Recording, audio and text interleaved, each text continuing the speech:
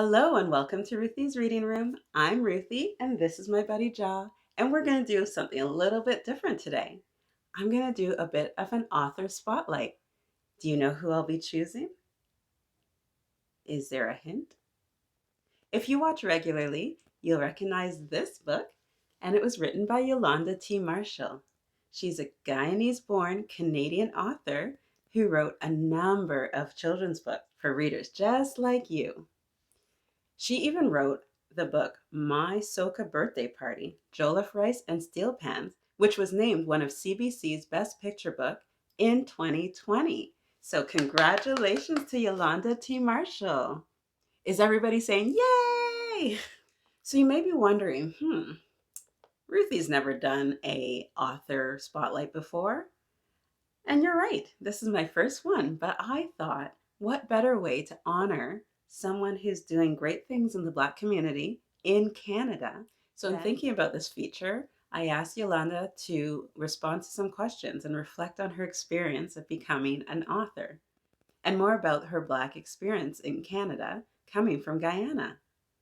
I think it's a unique experience and there's lots to learn. And you know how I feel about learning. Keep adding to that knowledge bank. Ding! So, with Black history being a focus on celebrating the achievements and talents and contributions of Black Canadians to the cultural fabric here, I thought what better fit than to feature Yolanda T. Marshall. She brings a commitment to sharing a unique perspective that is being Canadian with Caribbean heritage. So the link is below where you can buy all of her books. She has poetry books and children's books, so there's something for everyone. And remember, the best place to read is wherever you are with a book. Thank you for joining us for this author spotlight. John and I enjoy having you along. Watch and enjoy.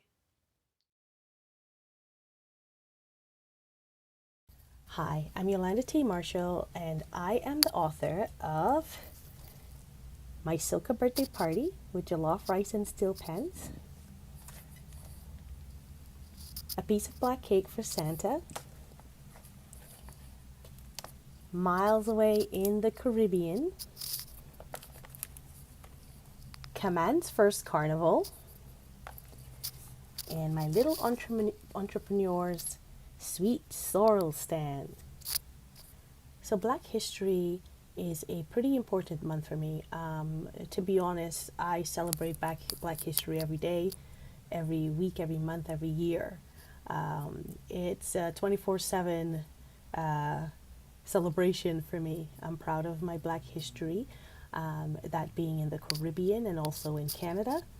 And this month at least allows the dialogue to occur in schools and throughout our communities. And when it comes to writing children's book, my goal is to open the eyes to the younger generation and, have them experience the joys of other cultures, the diversity, the richness of it, more so just getting the knowledge that many missed when I was a kid. When I was a kid and I take like a certain dish to school and someone didn't know what it was, you'd get the little, oh, that's so gross, what's that nasty, and, very rude. But in this age and in this time and in the future, my goal is to do my part, using children's book to change that attitude. Whereas when my child is in school and he takes, his favorite ugali and nyama chama and roti and curry, he doesn't get that strange look. And he doesn't because it's a different time and it's just continuing it. So when I write children's book, in my mind, it's to change the outlook of the world, educate them, represent Black kids, and just make them feel valid in any little tiny way that I can. And in doing so, I find that the world changes me in many ways, and it encourages me to continue doing what I do. Uh, what does it feel like to be a black woman with Caribbean roots in Canada? Well, I'm proud. I feel great. I'm strong.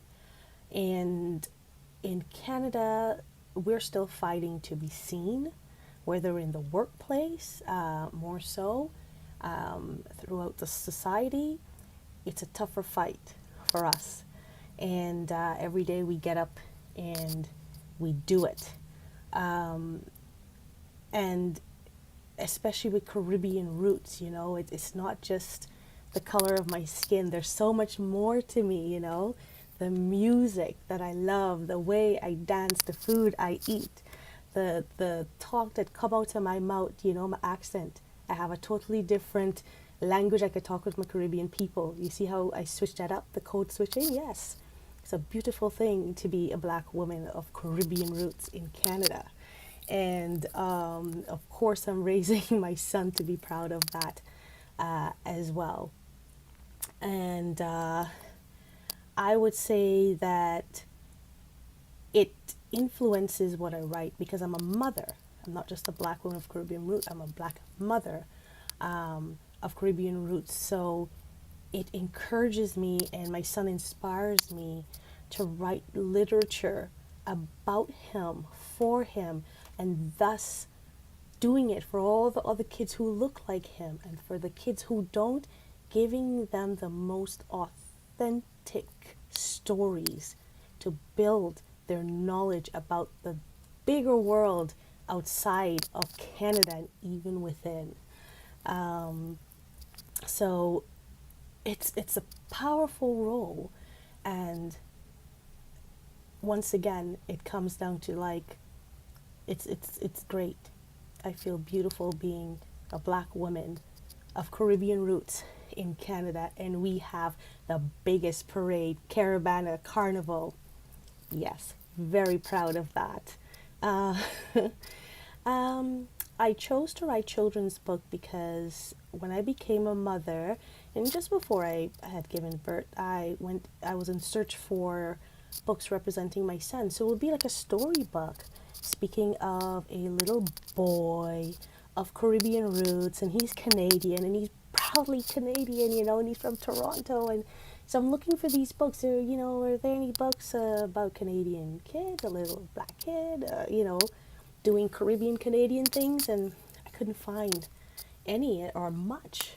And it really broke my heart because a reality set in. And at this point, I had already written a poetry book, so I wasn't new to the world of publishing my titles. And I don't know what got into me, but all I knew is I picked up a notepad and I said I'm gonna start writing my story. So, started writing, had miles, and kept on writing.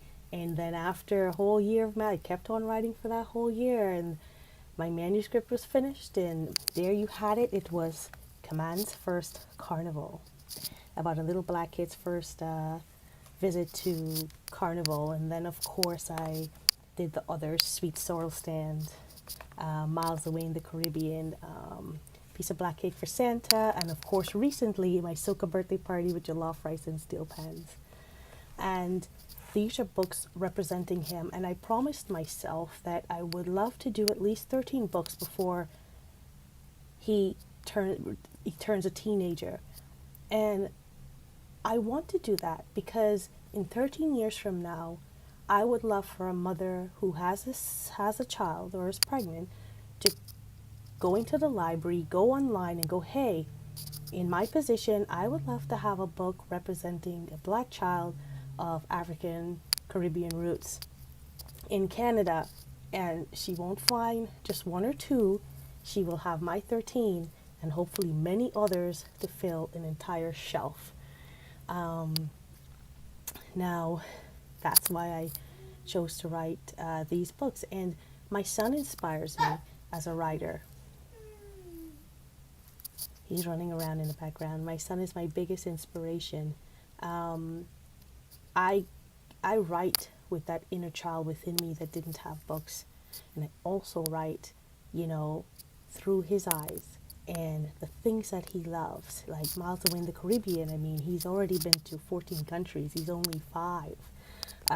He's been to most of the countries here and, you know, experienced pretty much a lot that's in this book.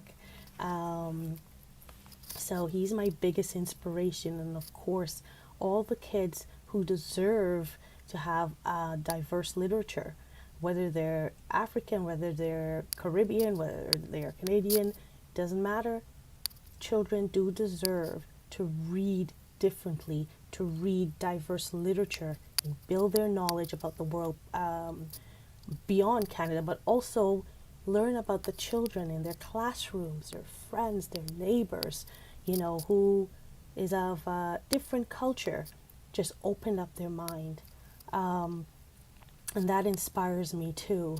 My favorite book so far used to be Miles Away in the Caribbean because it represented every Caribbean country. And I was like, yeah, you know, a little piece of Jamaica, a little piece of St. Lucia, Suriname, Guyana, you know, Barbados. But then this one came along, my latest, my Soca Birthday Party. And I would honestly have to say the more I read it and the more kids gravitate towards it, it's my favorite. And the reason why is because I know when I take this book and I step into a room, it's representing much more than just black kids of Caribbean backgrounds in Canada, which there are many. It's also representing kids of African background. So when you open it up, like jollof rice is purely West African, and you have steel pans, which is Caribbean, and you see, look at this. So you have your Caribbean, you have African nations, and you have them all like mentioning different foods, which are quite similar in many ways. Look at this. Kenya, Burundi, look at that. Ethiopia. And I know that when I walk into a room with this book, most of the little kids, black kids, their eyes will light up.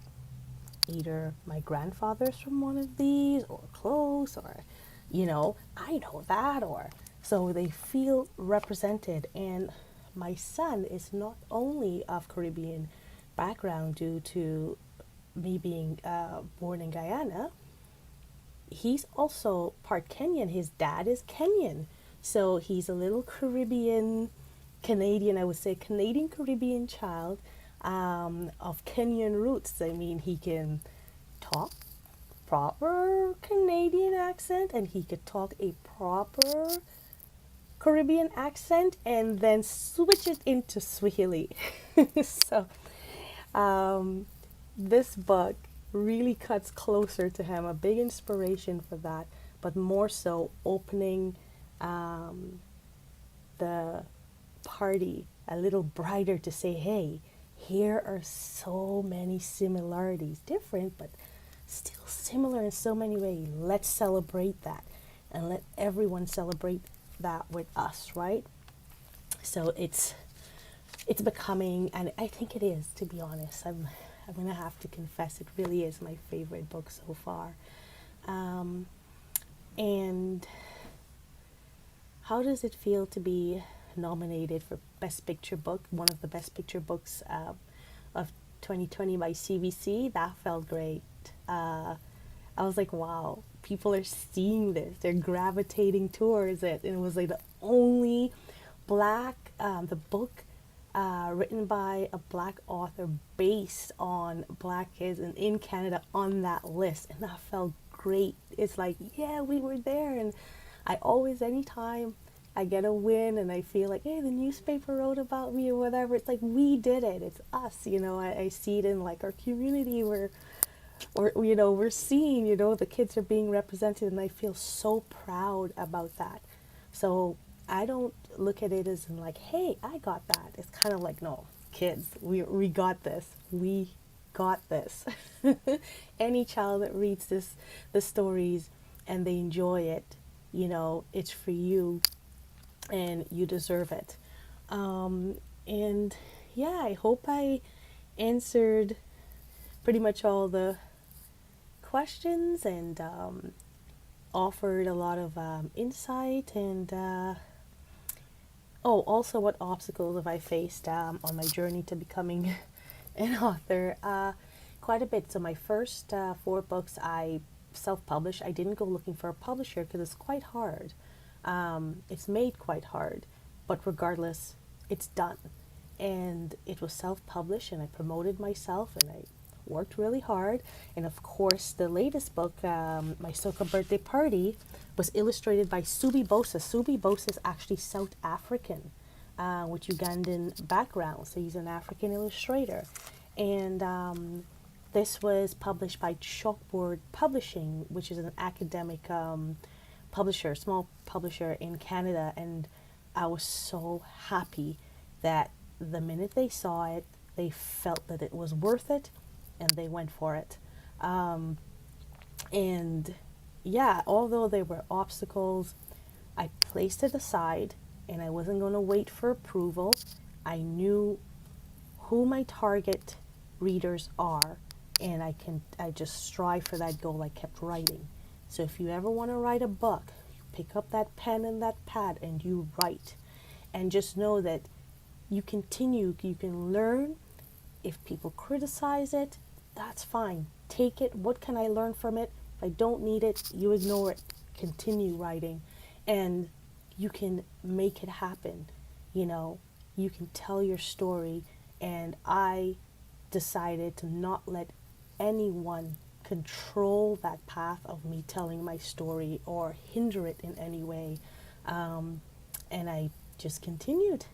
And, it's being received well, so I'm happy about that. And it encourages me to continue to write more books to represent Black children in Canada. Thank you very much. Happy Black History Month.